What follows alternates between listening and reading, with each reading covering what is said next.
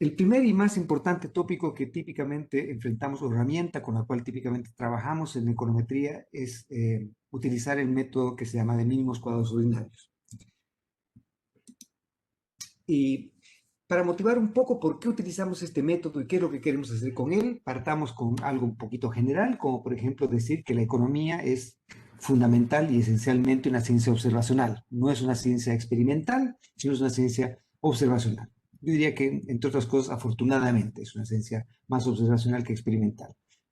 Experimentar con la vida de los humanos puede que tenga algunos problemas éticos y morales que considerar.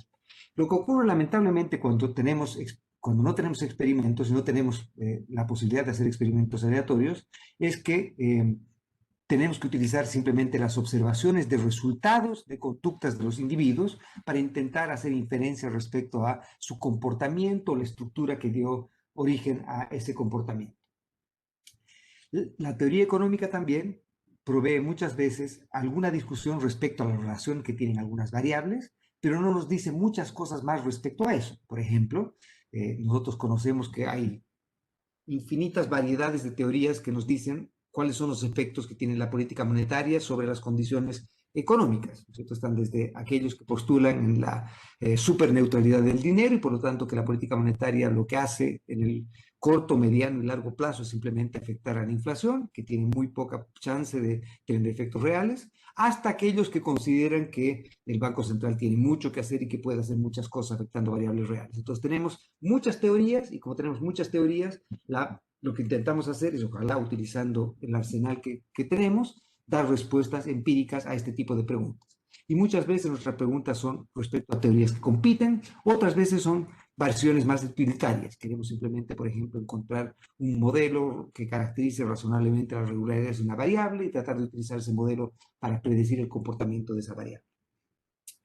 Lo que vamos a tratar de hacer hoy día, entonces, es vamos a partir con este tópico y todas las veces que trabajemos con un tema, lo que voy a tratar de hacer es tratar de responder siempre, si se puede, tres preguntas. La primera pregunta es, ¿qué es lo que estamos haciendo? La segunda pregunta, que es crucial, es por qué lo estamos haciendo. No estamos perdiendo el tiempo, sino que tiene que haber una razón, una explicación de por qué lo estamos haciendo. Y finalmente, ¿cómo vamos a hacer? Entonces voy a tratar de decir en cada paso, cada que estemos haciendo algo, para no marearnos solamente en el álgebra y en la estadística y en la econometría, sino que sepamos que hay una utilidad final detrás de esto. ¿Por qué cada cosa que estamos haciendo necesita hacerse? Y finalmente, ¿cómo vamos a hacer cada cosa que queremos hacer?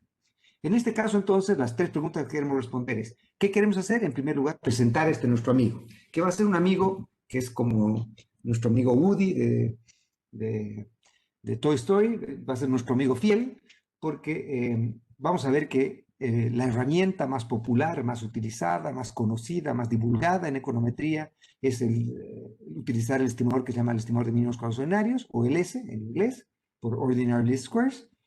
Eh, y vamos a ver que tiene una razón de ser eso. Y vamos a ver que gran parte de lo que hagamos durante todo el curso en realidad va a ser adaptar lo que vamos a aprender en esta primera parte. Por eso es que es muy importante que tengamos una muy buena idea de por qué estamos haciendo cada cosa en esta primera parte y cómo vamos a adaptar lo que vamos a adaptar después, cuando algunos de los supuestos de conducta inicial que teníamos en nuestro modelo no se den en la práctica. Por lo tanto, cuando ocurra algún problema, entre comillas, vamos a ver que va a haber una manera de poder tratar de resolver ese problema utilizando herramientas que van a ser comunes a lo que estamos viendo ahora. Entonces, nuestro amigo fiel nos va a seguir durante todo el curso y vamos a ver que nuestro amigo fiel es útil en muchísimas circunstancias. No es tan particular, ni tan simple, ni tan tonto, ni tan poco complejo, ni tan poco sofisticado como parecería ser en un principio.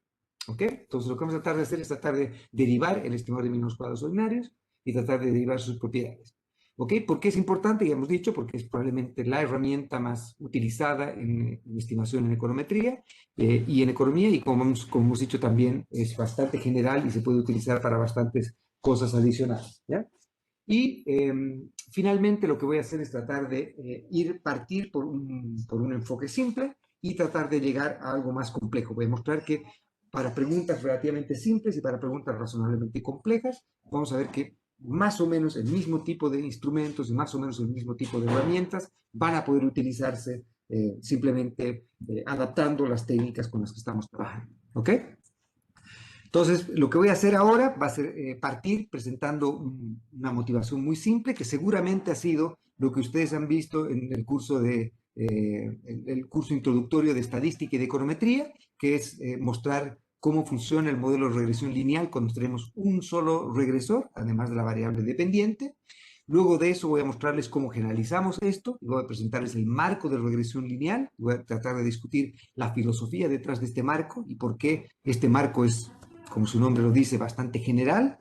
Y luego de eso lo que voy a hacer es derivar de modo más formal y un poco más preciso el estimador de mínimos cuadrados ordinarios, vamos a derivar sus propiedades y finalmente vamos a discutir algunos casos que nos van a servir para otras cosas. Por ejemplo, vamos a derivar el estimador de mínimos cuadrados restringidos, este constraint least squares en el punto 4, y este estimador de mínimos cuadrados restringidos lo vamos a utilizar para, en primer lugar, mostrar cómo podemos hacer una estimación cuando tenemos restricciones lineales, pero por otro lugar, de otro punto, este estimador y la herramienta que utilicemos para derivar este estimador es la parte crucial para poder entender bien cómo hacemos inferencia. Y por lo tanto, el tópico 4 y el tópico 5 están muy entrelazados. Y lamentablemente muchas veces cuando nos enseñan mecánicamente a derivar estimadores o a testar hipótesis, no nos presentan, uno, la filosofía detrás de lo que estamos haciendo y dos, los vínculos lógicos de por qué estamos utilizando las herramientas que usamos. Voy a tratar de hacer esto en este curso, de tratar de que esto no ocurra acá, ¿ok? Finalmente, entonces, voy a presentar algo respecto a cómo podemos utilizar el estimador OLS cuando queremos hacer predicciones y discutir por lo menos una introducción de lo que hacemos en este caso, cuando queremos hacer proyecciones o predicciones. ¿Bien? Ok, voy a partir simplemente con un ejemplo simple. Un ejemplo simple en el que, por ejemplo, tenemos dos variables, que son variables efectivas. Estas son series de tiempo de realizaciones de la participación del gasto de gobierno en el producto en Chile desde 1800 y tantos. Y esta es la tasa de crecimiento anual del producto. Entonces, como ves, hay bastante variación. Una gran crisis con caída del producto del 16% en algunos casos y booms de tasas de crecimiento de hasta 12%, tasas de crecimiento anuales. Y por otro lado tenemos casos en los cuales la participación del gasto de gobierno es relativamente chica, hasta casos en que la participación del gasto de gobierno es grande, y obviamente si actualizamos esto, ahora la participación del gasto de gobierno es aún más grande. Una pregunta que podemos intentar hacernos, por ejemplo, es ¿cuál es la relación entre estas variables? Y acá decir cuál es la relación entre estas variables es una pregunta que es un poco jabonosa. ¿Por qué? Porque puede ser que, por ejemplo, nosotros tengamos un cuento, una teoría, que nos diga, por ejemplo, los modelos de crecimiento y demás cosas nos dicen que el crecimiento en una economía depende por ejemplo, el número de distorsiones. Una economía más distorsionada debería crecer menos que una economía menos distorsionada, y una proxy para las distorsiones podría ser cuánta participación tiene el gasto público en el producto. Por lo tanto, entonces podemos tener un modelo en el que trata de ver una relación que existe entre esta variable como variable independiente, entre comillas, o exógena, y esta como la variable resultado o la variable endógena.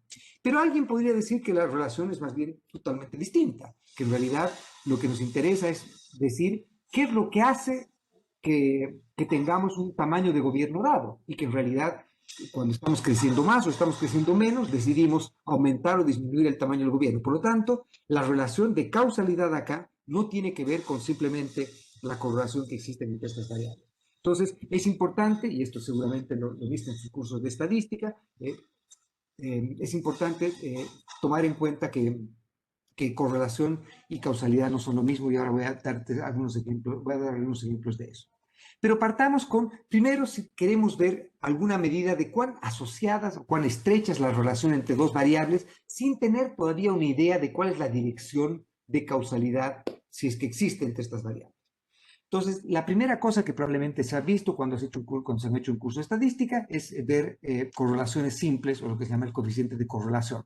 Y lo que hace el coeficiente de correlación es simplemente, justamente eso, tratar de medir, en primer lugar, la dirección y en segundo lugar, la cercanía de una asociación lineal entre dos variables.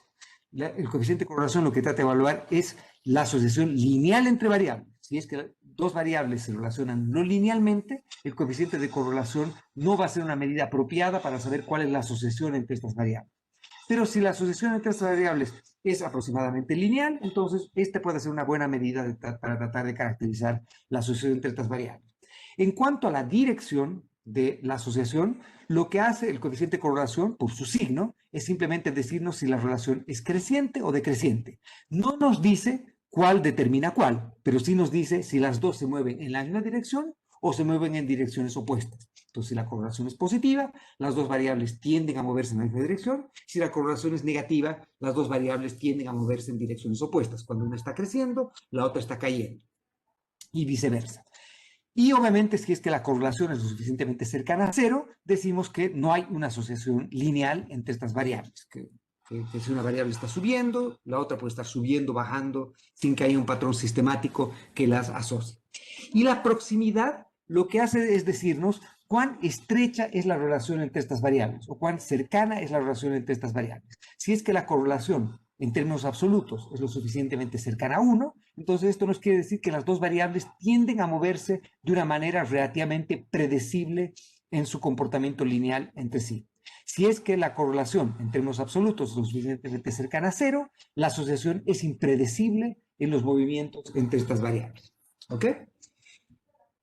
Entonces, vamos a partir típicamente con, asumiendo, supongamos que tenemos dos variables, llamémoslas Y y llamemos la variable X, ¿ok?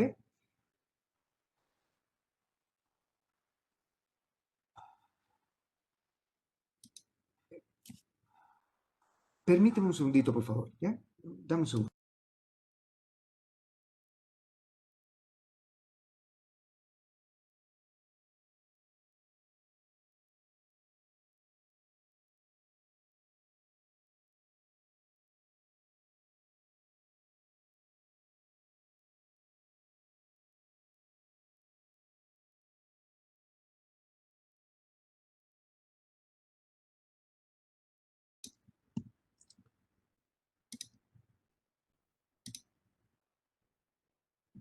Ok. Tenemos entonces la variable Y y tenemos la variable X. Si tenemos una muestra de tamaño T, donde T es el número total de observaciones, T mayúscula, por, y yo tiendo a decir las observaciones por T chiquita en lugar de I y N, que es como generalmente se hace cuando estamos trabajando en corte transversal, pero bueno, esto es simplemente por notación. ¿Okay? Vamos a partir por notación. Notación 1, vamos a llamar a la variable z olita a cualquier variable que se expresa en desviaciones a su media muestral. Entonces vamos a denotar por z barra como el promedio muestral de los zetas. ¿Sí? Entonces acá tenemos la sumatoria de las zetas dividido t. Entonces esto nos da simplemente el promedio muestral de los zetas. Y este sería nuestro estimador de la media, ¿cierto? Entonces para cualquier variable, por ejemplo y o para variable x, lo que hacemos es sacamos el promedio y llamamos x barra al promedio de esa variable, y barra al promedio de las y. Y llamamos a x olita, por ejemplo, a cada observación de x, pero restándole su x barra, restándole su promedio muestral. Y por lo tanto, el x olita va a ser x en desviaciones de su media y el y olita y en desviaciones de su media. Se define la covarianza entre dos variables como la diferencia entre el producto de la diferencia de la esperanza del producto de las variables menos el producto de las esperanzas de las variables. Esta es la manera en la que típicamente denotamos la covarianza. Se puede demostrar que el estimador o la contraparte muestral, esta es simplemente la covarianza poblacional. El estimador de la covarianza lo vamos a llamar S sub XY, y eso sería simplemente el estimador de la covarianza. El estimador de la covarianza se puede demostrar en la casa con calma para ver si es que se ha entendido bien esto. Se puede demostrar que el estimador de la covarianza va a ser simplemente el promedio muestral del producto de X e Y en desviaciones de sus respectivas medias. Entonces, si yo calculo el estimador de la covarianza va a ser esta expresión de acá. La gracia de esto es que recuerda que lo que estamos intentando hacer es intentar encontrar un estadígrafo que nos diga cómo es la asociación lineal entre dos variables Y y X. Y la covarianza nos va a entregar una respuesta respecto a la dirección de la asociación lineal entre estas variables. Si la covarianza entre Y y X es positiva, entonces quiere decir que las dos variables tienden a moverse en la misma dirección. Si es que la covarianza es negativa, tienden a moverse en direcciones opuestas, y si es que la covarianza tiende a cero, entonces no tienden a tener una asociación. ¿Ok? Pero lamentablemente, la covarianza es una medida de asociación lineal que no es libre de escala. Eso quiere decir que la covarianza entre Y y X va a depender de la manera en que midamos X y la manera en que midamos Y. Por ejemplo, si es que yo tengo que Y está medido en, yo qué sé, lo que quiero evaluar es, eh, eh, quiero evaluar el efecto, quiero evaluar la asociación que hay entre la educación de las personas y su salario. Entonces, digamos que X es educación en años de educación y el salario está expresado en pesos, ¿ok? Y entonces yo calculo esta covarianza, ¿ok? Del modo que hemos dicho. Saco las desviaciones a la media de cada una de estas cosas y saco el promedio de los productos de desviaciones a la media de cada variable. Y con eso saco una covarianza. En definitiva, esperemos que sea positiva, ojalá. ¿No? Mayor educación, también mayor ingreso. Supongo que ahora tenemos exactamente esa misma base de datos, pero a mí, en lugar de expresar los ingresos en pesos, me gusta expresarlos en dólares. Y por lo tanto, lo que voy a hacer es que voy a tomar el tipo de cambio y voy a reescalar esta variable Y en dólares, en lugar de expresarla en pesos. Y calculo lo mismo que tenía acá y calculo la covarianza. La covarianza de estas dos variables, medidas en pesos y medidas en dólares, va a tener el mismo signo, que si lo hubiese evaluada en dólares que en pesos, pero el número va a ser distinto, porque el número depende de la escala con la que yo estoy operando con X y con Y. Y eso es algo que no nos gusta mucho. Nos gustaría que la medida de asociación sea libre de la escala de las variables. Una manera de hacer eso es calculando lo que se llama el coeficiente de correlación, o la correlación de Pearson.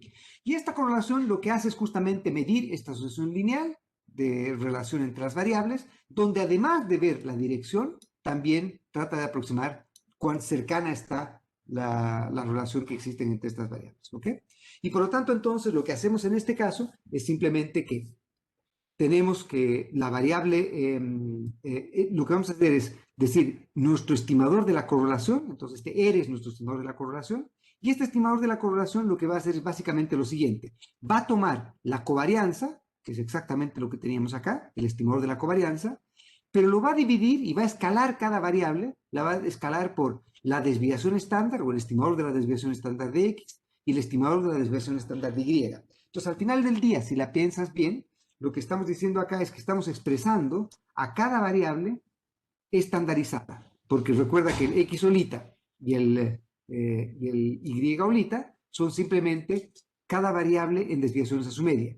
Si a su vez lo dividimos cada variable en desviaciones a su media por su desviación estándar, vamos a tener que la variable estandarizada, por eso se llama así, va a tener un promedio igual a 0 y va a tener un estimador de la varianza igual a 1, la variable estandarizada. Y por lo tanto, independientemente de si está expresada Y en dólares, en yenes, en pesos o en bitcoins o en lo que tú quieras, lo que va a ocurrir es que la Y estandarizada no va a depender de la escala, porque como esto dependía de la escala y la desviación estándar también dependía de la escala, la división entre estas dos va a ser libre de escala. Y por lo tanto, entonces ahora yo puedo calcular el coeficiente de correlación libre de la escala de X y libre de la escala de Y. Y por lo tanto, entonces, con esto yo podría, primero, tener, y ve que como la desviación estándar de X, el estimador de la desviación estándar, no es negativo, y el estimador de la desviación estándar de Y tampoco es negativo, entonces eso quiere decir que todo el numerador va a ser no negativo. Por lo tanto, el signo del denominador, o perdón, el signo de la correlación va a depender solamente del signo del numerador. Y el numerador era el estimador de la covarianza. Por lo tanto, si la covarianza es positiva, la correlación también va a ser positiva. Si la covarianza es negativa, la correlación también va a ser negativa. ¿Ok? Y por lo tanto, entonces, lo que podemos hacer acá es utilizar entonces la correlación y utilizar la, eh, la correlación para tratar de medir cuán cercanas o cuán alejadas están dos variables. Y la gracia de esto es que ahora, como hemos librado de escala al X solita y al Y solita, ahora la correlación va a estar entre menos 1 y 1. Y en valor absoluto entonces va a estar entre 0 y 1. ¿Sí? Y esto se puede demostrar, hacerlo con calma en la casa, utilizando la desigualdad de Cauchy-Schwarz, ¿ok? Y por lo tanto, entonces, decimos que una variable tiene correlación perfecta y con otra negativa, igual a -1, que es que cuando una variable sube, la otra siempre baja, y en una proporción predecible. Y cuando la correlación es igual a 1, entonces las dos variables se mueven en la misma dirección y se mueven en una dirección determinística, ¿no es cierto? No hay nada aleatorio ahí. Y obviamente si la correlación es 0, no hay ninguna asociación entre estas variables. ¿Bien? Un punto que es importante de tomar en cuenta cuando estamos discutiendo esto es básicamente el que tomar en cuenta que por muy bonita, por muy alta, por muy baja que sea la correlación entre dos variables, eso no nos dice nada respecto a la asociación que tienen estas variables entre sí. ¿Ok?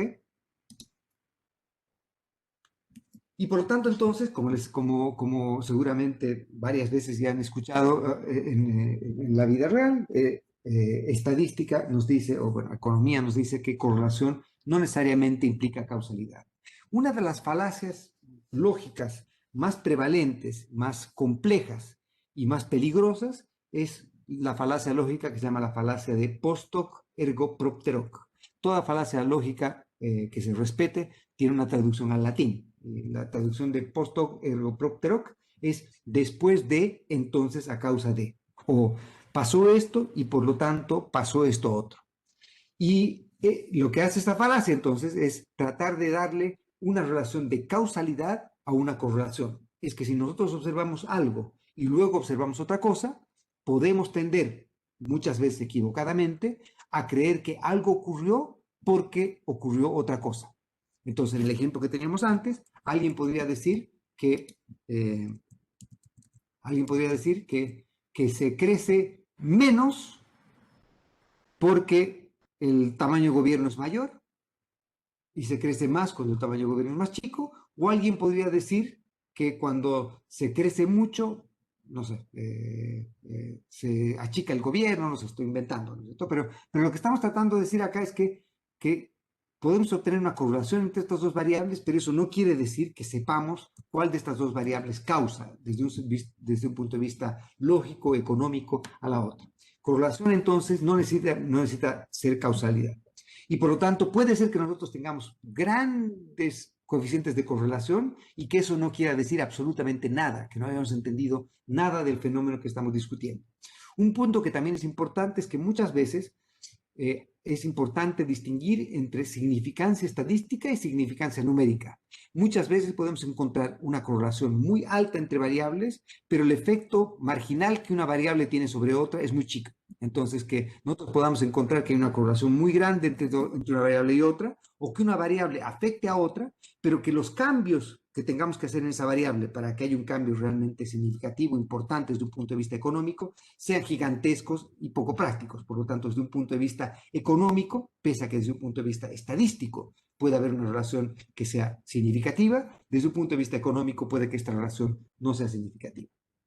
Uno de los puntos más importantes de por qué los econometristas y los economistas debemos tener mucho cuidado cuando utilizamos correlaciones y hacemos regresiones, es que tenemos que tener mucho cuidado de no caer en lo que se llaman las correlaciones espurias, las regresiones sin sentido o decir y hablar estupideces, ¿no?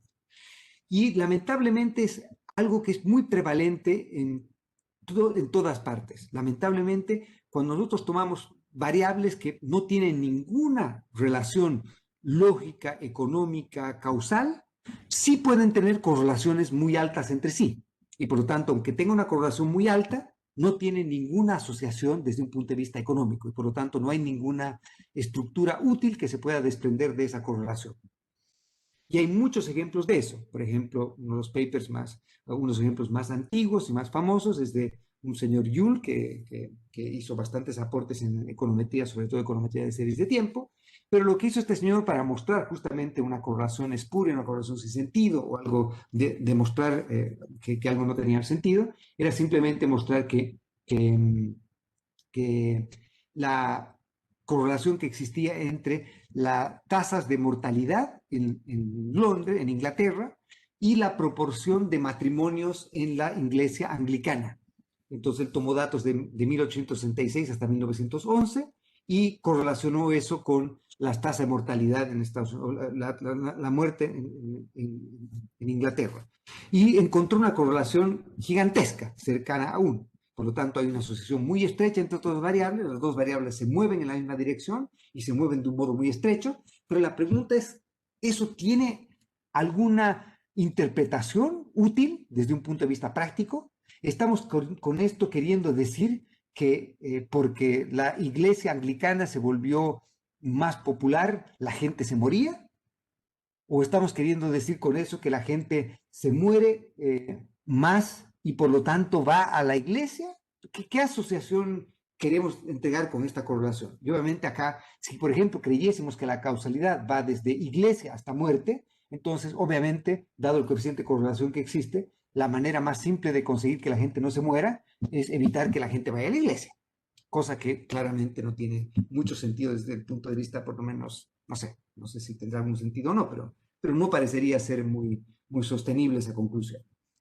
Tengo un par de ejemplos o algunos ejemplos más que pueden mostrar que justamente tener una correlación muy alta no necesariamente implica que haya una asociación económica interesante.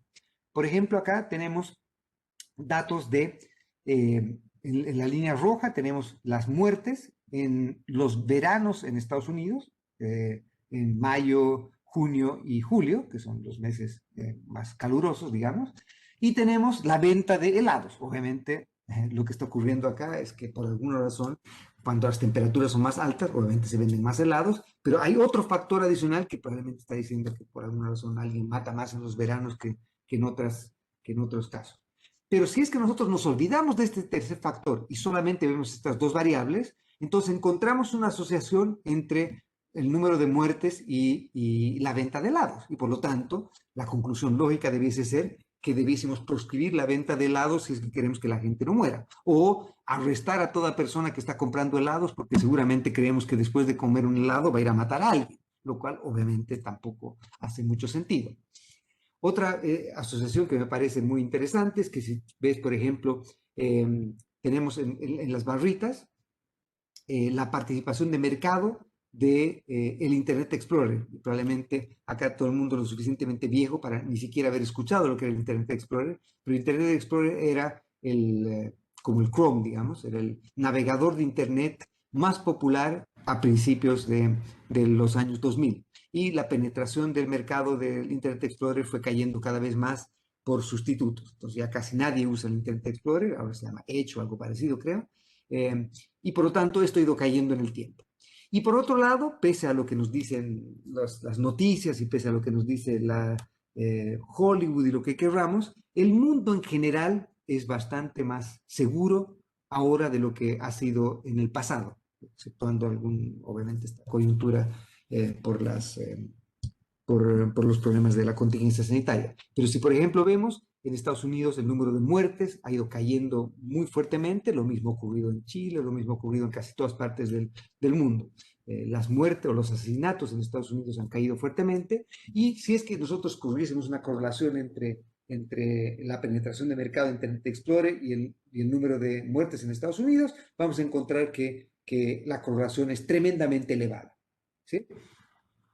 Y obviamente positiva. Por lo tanto, entonces, si quisiésemos eliminar muertes, lo mejor que podemos hacer es proscribir el Internet Explorer.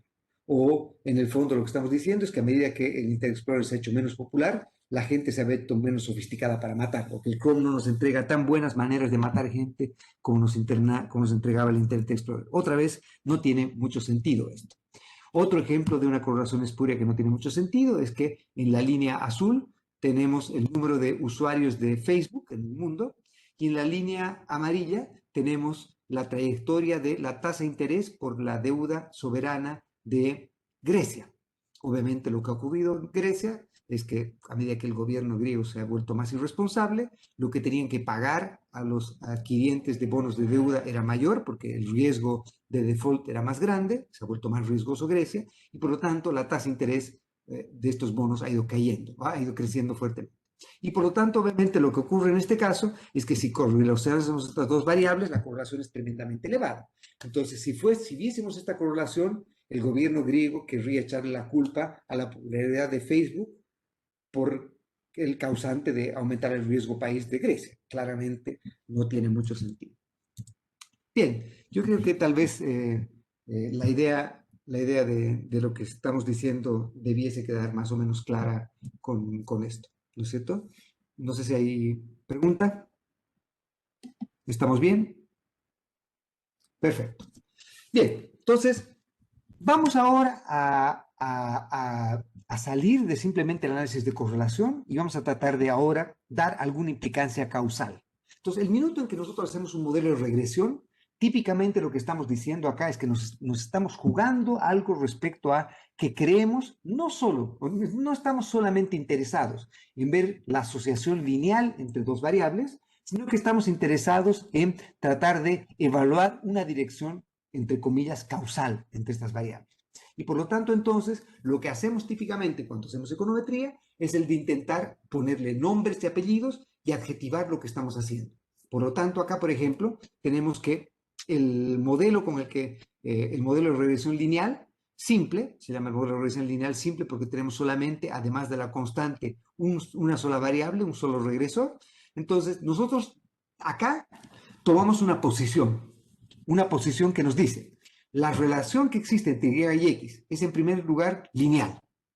Y en segundo lugar, no solo es lineal, sino que además que la relación entre Y y X sea lineal, la relación de dependencia entre Y y X es que Y depende de X. Entonces, X causa a Y. Y eso es una diferencia radical con lo que hemos visto antes. Lo que hemos visto antes era simplemente tratar de ver cuál era el comovimiento entre estas dos variables, pero no estábamos tratando de dar ninguna relación causal. En cambio, cuando hacemos un análisis de regresión, típicamente sí tomamos una postura respecto a la causalidad entre variables. Decimos Y depende de X y no X depende de Y. Y por eso entonces es que llamamos a la variable Y como variable dependiente o también variable endógena, se la llama, y llamamos a la variable X como variable independiente o variable exógena también se la llama, ¿no es cierto?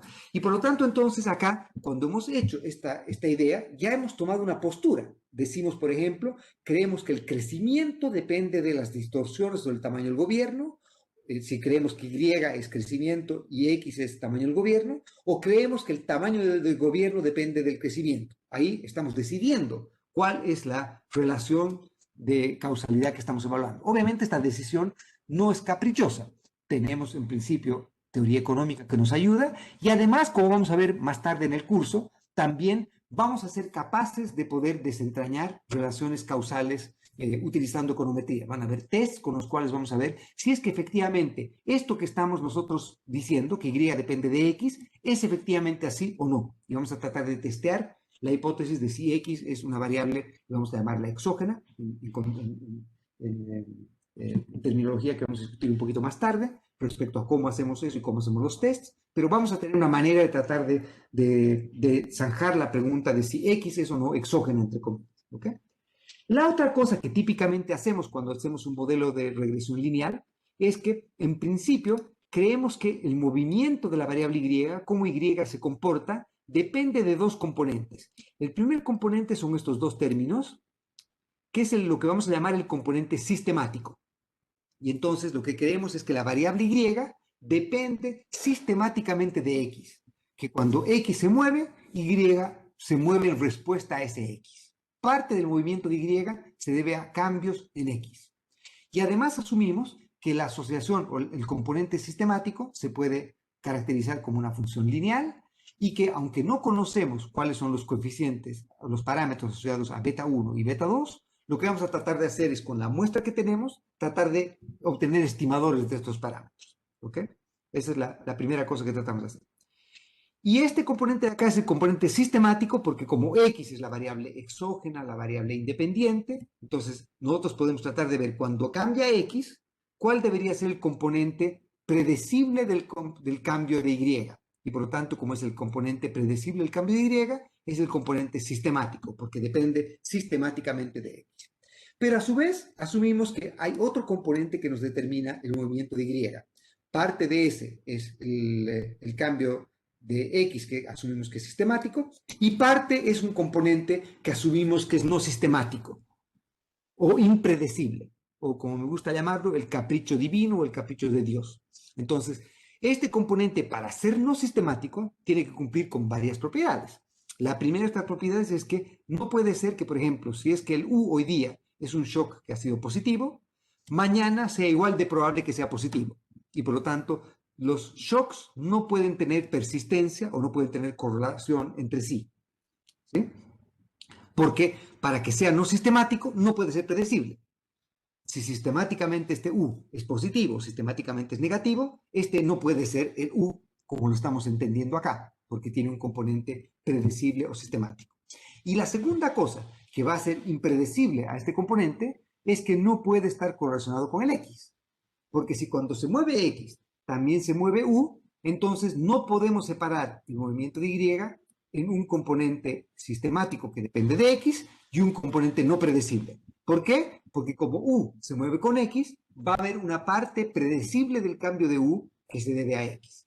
Y lamentablemente además, cuando ocurra que U está correlacionado con X, no vamos a poder identificar cuánto del cambio de Y se debe al componente sistemático y cuánto se debe al componente no sistemático. Y vamos a discutir todo eso seguramente, por lo menos en introducción, se vio en cursos anteriores, pero que sería justamente uno de los supuestos que tenemos para la consistencia y sesgamiento del estimador de mínimos cuadrados ordinarios. Lo vamos a ver un poquito más tarde. ¿Ok? Bien. ¿Qué es lo que queremos hacer entonces? Lo que queremos hacer es tratar de encontrar una manera de poder predecir o de poder estimar los valores de beta 1, estimadores de los valores de beta 1 y beta 2. ¿Cuál es el problema que tenemos?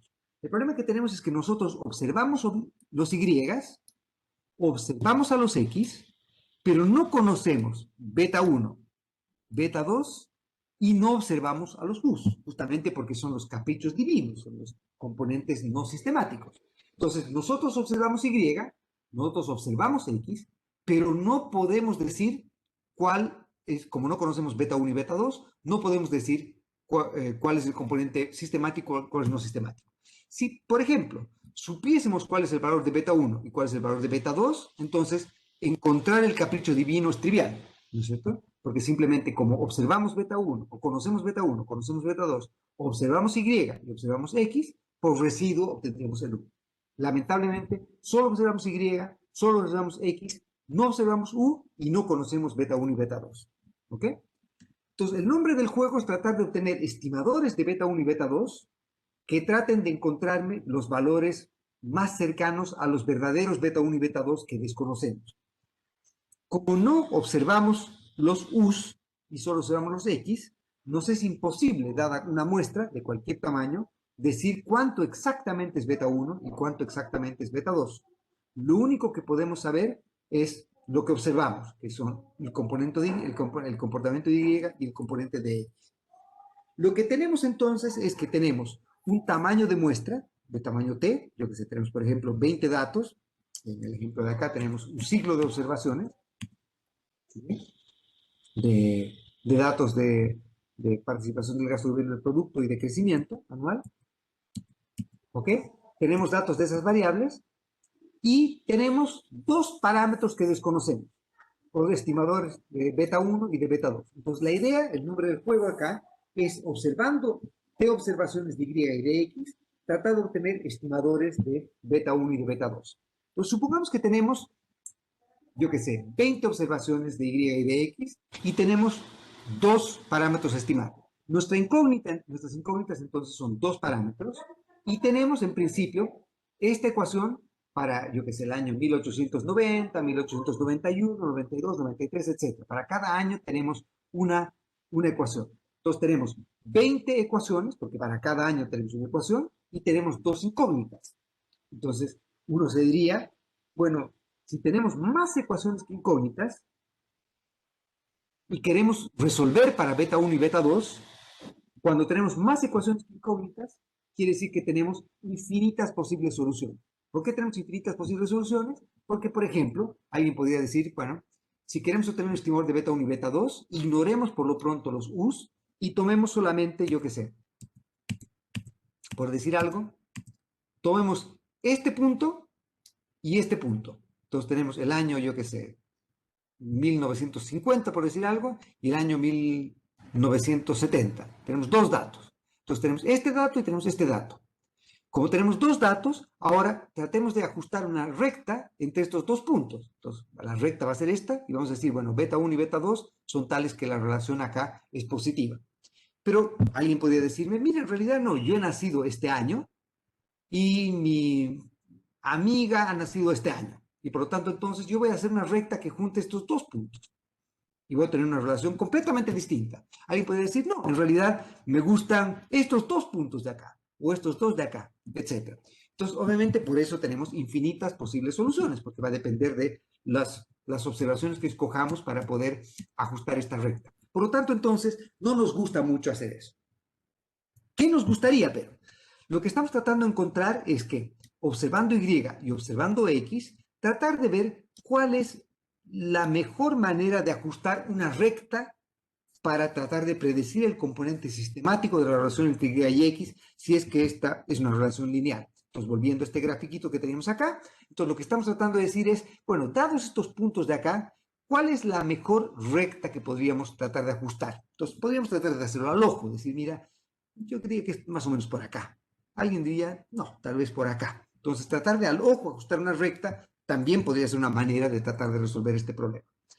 La manera un poco más formal de tratar de hacer eso es tratar de decir, bueno, como observamos Y y observamos X, tratemos de minimizar la varianza del movimiento de Y del componente no sistemático.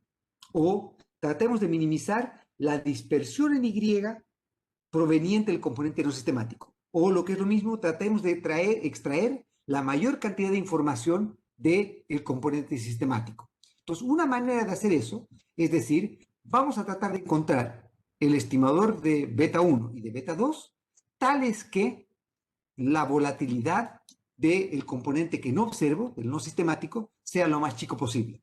Entonces, una manera de hacer eso es tratar de minimizar, de tratar de encontrar el vector de beta 1 y el estimador de beta 1 y beta 2 que minimice la suma de cuadrados de los residuos. ¿Sí? Y este sería minimizar la norma euclidiana, digamos, tratar de minimizar la suma de cuadrados de los residuos. El estimador que minimiza la suma de cuadrados de los residuos en este modelo de regresión, obteniendo el beta 1 y el beta 2 gorro, que hacen lo más chico posible esto para un tamaño de muestra t, es lo que vamos a llamar el estimador de mínimos cuadrados ordinarios. Pero este no es, desde ningún punto de vista, el único estimador que podríamos usar. Alguien podría preferir, en lugar de minimizar la suma de cuadrados de los residuos, tratar de minimizar, por ejemplo, la suma de desviaciones en valor absoluto de los residuos. Y ese estimador, en general, va a ser un estimador distinto al estimador de mínimos cuadrados ordinarios. Y ese estimador es el que vamos a llamar, y vamos a derivarlo más tarde, casi al final del curso, vamos a mostrar ese estimador que se llama el estimador de menor desviación en valor absoluto, o Least Absolute Deviation. ¿Ok? Y ese estimador, entonces, es el estimador que vamos a tratar de utilizar también. Y ese estimador, en algunas circunstancias, va a ser mejor que el estimador de mínimos cuadrados ordinarios. Bien, en nuestro ejemplo entonces, lo que estamos tratando de hacer es, supongamos que hemos decidido que esta es la variable exógena y esta es la variable endógena, lo que estamos tratando de hacer es tratar de ver cuál es la mejor, entre comillas, la mejor recta para tratar de evaluar la asociación lineal entre estas dos variables. Y esta mejor recta entonces va a tener que surgir de algún proceso de optimización. El estimador de mínimos cuadrados ordinarios entonces salía del proceso de optimización en el que tratábamos de minimizar la suma de cuadrados de los residuos. ¿Sí? Bien. ¿Preguntas?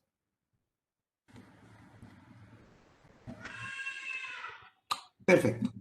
Entonces, vamos entonces a tratar de resolver el primer problema que hemos resuelto en el curso introductorio de estadística o de econometría, que es justamente encontrar el estimador de mínimos cuadrados ordinarios para el caso en que tenemos un solo regresor, además de la constante.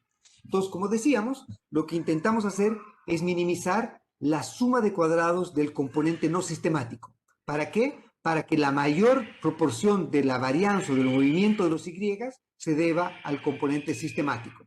Y por lo tanto, entonces, lo que hacemos ahora en este caso es que vamos a decir, bueno, nuestros U's son en principio Y menos el componente sistemático, que era beta 1 más beta 2 XT. Y por lo tanto, entonces, poblacionalmente los U's son esta expresión de acá. Lo que hacemos es ahora, tenemos una muestra de tamaño T y vamos a definir a la función suma de cuadrados de los residuos, o sum of squares of the residuals, es R, ¿ya? Vamos a definirla como la función que depende de beta y que obviamente al depender, donde beta ahora es el vector beta 1 y beta 2, y por lo tanto, dada una muestra de tamaño T, con observaciones de Y y con observaciones de X, dándonos distintos valores de beta 1 y beta 2, vamos a evaluar esta función y vamos a llamar a eso la suma de cuadrados residuos asociada a ese vector particular de betas que hemos utilizado. Entonces, si por ejemplo decimos que beta 1 valga 0.8 y beta 2 valga menos 4500, bueno, con esos valores de beta 1 y beta 2 evaluamos esta función, sacamos la suma de cuadrados residuos con esos valores y con eso obtenemos el valor de esa función en ese vector particular. Y después podemos escoger distintos valores de beta 1, distintos valores de beta 2, y con eso tenemos distintos valores de esta suma de cuadrados residuos. La idea ahora entonces es tratar de escoger los beta 1 y beta 2 que dados nuestro tamaño de muestra van a ser lo más chica posible esta expresión. ¿Bien? Y por lo tanto entonces lo que vamos a tratar de hacer ahora es justamente eso. Vamos a tratar de discutir cómo podríamos encontrar el estimador de beta 1 y de beta 2 que nos minimice la suma de cuadrados residuos dada la muestra. Y por lo tanto acá el lenguaje es muy importante. Acá estos son los parámetros, beta 1 y beta 2 son los parámetros poblacionales que desconocemos. Los U's de acá son los errores o los caprichos de Dios que desconocemos, ¿sí? Y lo que vamos a hacer ahora es tratar de obtener estimadores de beta 1 y de beta 2. Y por eso es que no estamos obteniendo beta 1 y beta 2, sino estimadores de beta 1 y beta 2. Y esos estimadores son a los que vamos a llamar beta 1 gorro y beta 2 gorro. Entonces lo que hacemos típicamente acá es que como la función es cuadrática, ¿sí? Quiere decir que la función siendo cuadrática, la condición de primer orden es diferenciable, la primera derivada va a ser lineal. Como la primera derivada es lineal, vamos a tener un sistema de dos ecuaciones y dos incógnitas lineales. Y por lo tanto, entonces, vamos a poder obtener una solución analítica a este problema. Entonces, derivamos esto respecto a beta 1, derivamos esto respecto a beta 2, igualamos a 0, ¿sí? Esto FONC, por si acaso, es lo que en inglés quiere decir First Order Necessary Conditions, que es condiciones necesarias de primer orden. Entonces estamos sacando la primera derivada, igualamos eso a 0, y una vez que hemos igualado a 0, decimos, bueno, vamos a llamar beta 1 gorro y beta 2 gorro a los valores que vamos a atribuirle como estimadores de beta 1 y beta 2, que hacen que estas dos ecuaciones se hagan iguales a 0. Entonces, los gorros, ya les ponemos el apellido de beta 1 gorro y beta 2 gorro, a aquellos valores que son soluciones de este problema para este tamaño de muestra.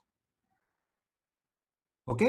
Y por lo tanto, entonces, deriva en casa con calma esto, la derivada de esto respecto a beta 1 y respecto a beta 2 son estas dos expresiones que tenemos acá. Igualando a cero estas dos expresiones, nos quedan dos ecuaciones, dos incógnitas. Resolviendo para beta 1 gorro y para beta 2 gorro, llegamos a lo que seguramente se vio en el curso introductorio de econometría. El estimador del intercepto, que es lo que es este beta 1 gorro, que sería esta parte de acá, este puntito de acá, este beta 1 gorro, que sería el valor, perdón, no está acá, es cuando el x vale 0, o sea, si quisiésemos que x vale 0, ¿cuál sería el intercepto? ¿Sí? Entonces, lo que haríamos en ese caso sería simplemente el beta 1 gorro, es simplemente el promedio de los y menos el beta 2 gorro por el promedio de las x. Y el beta 2 gorro, que sería el estimador de la pendiente, es simplemente el estimador de la covarianza entre x y y dividido el estimador de la varianza de x. Y por lo tanto, dado que hace un rato ya definimos lo que era la correlación, uno puede asociar la correlación con el estimador OLS. ¿Sí? La correlación simple va a estar asociada con el estimador OLS de la pendiente de la relación entre y y x, con la correlación simple entre y y x por la desviación estándar de y dividido el estimador de la desviación estándar de y dividido el estimador de la desviación estándar de x. O en términos de sumatoria, simplemente la sumatoria de los y y los x en desviación a su media dividido la sumatoria de los x al cuadrado en desviaciones a su media. Si dividimos esto por t en el numerador y lo dividimos por t en el denominador, este es un estimador de la covarianza entre y y x, y este es un estimador de la varianza de x, justamente lo que habíamos dicho en la clase anterior, o perdón, en el caso anterior. ¿Bien? Y lo que vieron seguramente en su curso introductorio. ¿Qué propiedades tiene el estimador de mínimos cuadrados ordinarios? Pues hay muchas propiedades que hacen que este estimador sea razonablemente divertido e interesante. La primera de estas propiedades es que obviamente se puede demostrar, lo vamos a hacer con un poquito más de rigurosidad cuando veamos la generalización para el caso de muchos regresores, se puede demostrar que beta 1 gorro y beta 2 gorro son mínimos globales de esta expresión de acá para el tamaño de muestra que tenemos. Es decir, que no hay nadie que nos entregue un mejor beta 1 y un mejor beta 2 en términos de minimizar esta función objetivo que beta 1 gorro y beta 2 gorro. Beta 1 gorro y beta 2 gorro hacen lo más chica posible esta expresión. ¿Qué otra cosa interesante o divertida tiene esta cosa de acá? La otra cosa interesante y divertida que tiene es que dada el álgebra de este estimador, sabemos que si es que evaluamos la relación entre y y x, si la evaluamos en el promedio de las x e ignoramos el componente no sistemático, si evaluamos esto en beta 1 gorro, beta 2 gorro y en x barra, el valor predicho para y va a ser justamente igual al promedio de los y. Y eso intuitivamente nos está diciendo que si, por ejemplo, el promedio de las x está por acá, el valor predicho, de acuerdo a esta línea recta, va a ser el valor promedio de y. Y eso es obviamente algo que es deseable e interesante, que una medida de tendencia central de las x nos predice que la medida de tendencia central de y va a ser justamente el promedio de los y. ¿Sí? Y el último punto, que es un punto más anecdótico que otra cosa, es que por la misma característica que tiene el estimador de mínimos cuadrados ordinarios, el U gorro, y ahora no estoy hablando del U, sino del U gorro, el U gorro es simplemente esta parte que tengo acá, ¿no es cierto?, que sería el Y, menos ya no la diferencia respecto al verdadero beta 1 y verdadero beta 2, sino la diferencia respecto a los estimadores de beta 1 y beta 2. Y por lo tanto, esto que tengo acá no es el verdadero U, sino es el U gorro. Sería mi tincazo, mi guess, mi adivinanza del comportamiento que tiene el verdadero U que desconozco. Y desconozco el verdadero U porque obviamente yo no observo beta 1 y no observo beta 2. Entonces, lo que tengo acá es que mi predictor de lo que es el componente no sistemático va a ser simplemente la diferencia entre Y y mi predicción del componente sistemático, que sería esto de acá, pero evaluado en los gorros. Y por lo tanto, entonces, se puede demostrar que el U gorro que tengo acá es ortogonal al regresor, y en realidad es ortogonal a todos los regresores. Entonces, esta condición de ortogonalidad es una condición que se garantiza. El estimador de mínimos cuadrados ordinarios va a garantizarme que el valor de U gorro va a ser ortogonal, no va a estar correlacionada en la muestra con el X. Entonces, si quieres, en términos de gráficos, para cualquier valor de beta 1 y para cualquier valor de beta 2, y acá lo que tengo es la evaluación de la función objetivo, que sería esta expresión de acá, como la función objetivo es globalmente cóncava y cuadrática, lo que va a ocurrir entonces es que el mínimo de la función objetiva para el tamaño de muestra que tengo va a estar dada en acá llamado B sub 1 y B sub 2, que sería el beta 1 gorro y el beta 2 gorro. Y esos entonces serían los valores mínimos de este caso.